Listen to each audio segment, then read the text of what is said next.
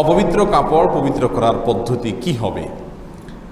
এর আগেও আমরা এই বিষয়ে বলেছিলাম যে কোনো কাপড় যদি অপবিত্র থাকে, সালাতের জন্য যেহেতু শরীরের পোশাক এগুলো পবিত্র থাকা শর্ত, সেজন্য আমাদের অপবিত্র পোশাক আশাককে আমরা পবিত্র কিভাবে করব সেই পদ্ধতি জানা থাকা দরকার। আপনার পোশাকের বা কাপড়ের চোপড়ের যদি কোনো এক জায়গায় অপবিত্রতা লেগে থাকে, সেটা পেশাব হতে পারে, পায়খানা হতে পারে, যে কোনো ময়লা যদি অপবিত্রতা যদি লেগে থাকে, নাপাক হয়, যেই জায়গাটা নাপাক হয়েছে ওই জায়গাটা নাপাককে আপনি দূর করে দিলে, রিমুভ করে দিলে সে কাপড়টা কি হয়ে যাবে? পাক হয়ে যাবে। কথার কথা, কাপড়ে কোনো এক জায়গায় পেশাব লেগেছে, তাহলে যে জায়গাটা পেশাব লেগেছে ওই জায়গাটা যদি আপনি পানি ধুয়ে হালকা ডোলে আপনি ওইটাকে পরিষ্কার করতে পারেন, এবং নাপাকের কোনো আলামত যদি আর না থাকে, নাপাকের আলামত যেমন ওই নাপাক বস্তুটার গন্ধ অথবা তার বর্ণ, কালার, এর কোনোটাই যদি না থাকে, কোনো আলামতই আর যদি না থাকে, তাহলে সেটা কি হয়ে যাবে? ইনশাআল্লাহ পাক হয়ে যাবে। এটা হলো মূল কথা। এরপরে আসি, এই কাপড় চোপড়গুলো আমরা যে পদ্ধতিতে সচরাচর পাক করে থাকি তার কয়েকটা পদ্ধতি আছে। এক, পুকুরে অথবা টেপে অথবা প্রবাহমান কোনো পানিতে যদি আপনি নাপাক কাপড় ধোন, তাহলে তার পদ্ধতি কি হবে? এর পদ্ধতি হবে এই, যদি পুকুর হয়, অনেক বড় পুকুর অথবা নদীর ধার অথবা টেপ, তাহলে সেক্ষেত্রে আপনি সেখানে কাপড়কে ধরে যদি একটু ডলেন, হালকা একটু কসলাইলেই সাধারণত নর্মাল নাপাকগুলো কি হয়ে যায়? দূর হয়ে যায়। বাস, এর মাধ্যমে আপনার কাপড় পাক হয়ে যাবে। আর যদি বালতি ইত্যাদিতে আপনি রেখে কাপড় ধোন, তাহলে সেক্ষেত্রে আপনাকে এক্সট্রা সতর্কতা অবলম্বন করতে হবে। বেশিরভাগ বাসা বাড়িতে আজকাল মা বোনরা হয় বালতিতে রেখে কাপড় চোপড় ভিজান, সেখানে ধোন, অথবা ওয়াশিং মেশিন ইত্যাদি ইউজ করেন।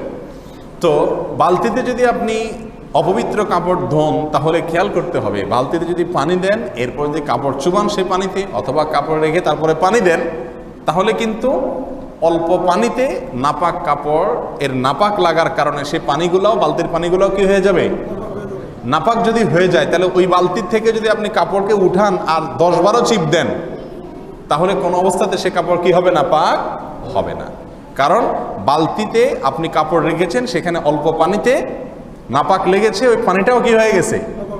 এখন ওই পানি থেকে উঠে বারবার যদি চিবান, আর চিবায় আবার সেটাকে চুবান, চুবায় আবার উঠে আবার চিবান, এইভাবে যতবার চিবাইতে থাকেন না কেন, কখনো সেটা কি হবে না? পাক হবে না।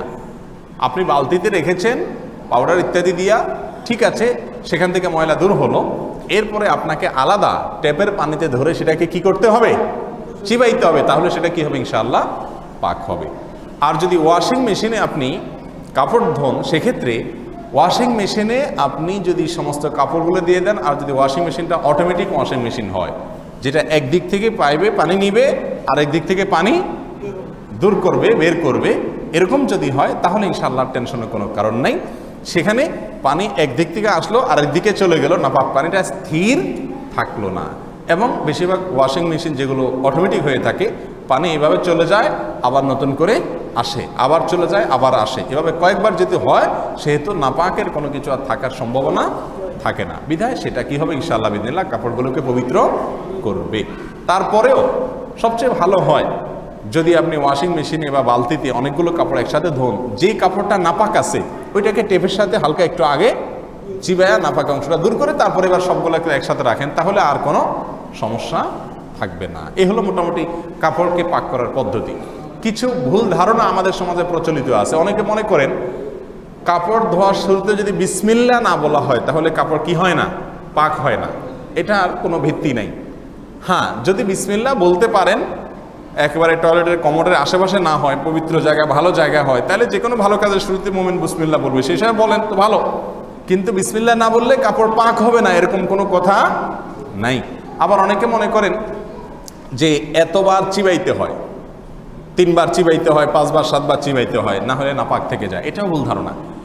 চিবানোর কোনো নির্দিষ্ট সংখ্যা নাই যে 3 বার, 5 বার, 2 বার, এতবার এটাকে নিংড়াতে হবে, চিবাইতে হবে, এরকম কোনো কথা নাই।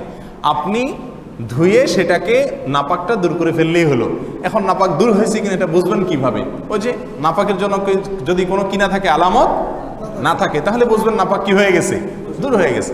সচরাচর পেশাব পায়খানা এগুলো লাগলে হালকা একটু কসলাইলেই দূর হয়ে যায় সাথে সাথে। এরপরে এতবার চিবাইতে হবে, বিসমিল্লাহ বলতে হবে, এরকম কোনো শর্ত নাই। আল্লাহ সুবহানাহু ওয়া তাআলা আমাদের সকলকে বুঝার তৌফিক দান করুন।